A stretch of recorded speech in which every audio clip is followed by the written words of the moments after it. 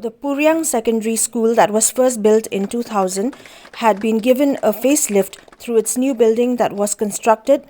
under the Excluded Area Central Scheme of the Khasi Hills Autonomous District Council.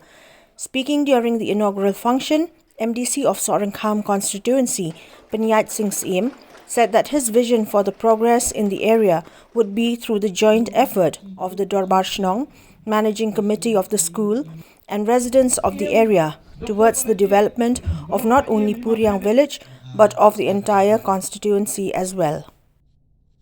Namar balanang roy,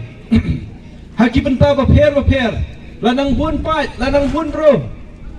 ngangapet yakanika area kacungi stang lashim senyam bangin yo eka census, ngatrai kanam dunai ka sanpo hacarngut kibro hapo tam kikat tukat ni telikisnom. Te kumnongin le ikatan. Benyang sutunat pela cingkren de iba pawa ibolong ikpa cingkna skul bi ong bonom ikmat mau dan ke khmat ke basyai ke bai cinge ngang suya ha namarba ngaro kumnom ikmat ngadon ya ta ke vision ke cingnang ke ba kumnongin la ban kuntolang ye kani ke constituency haki babun ki pentah ke roi kapar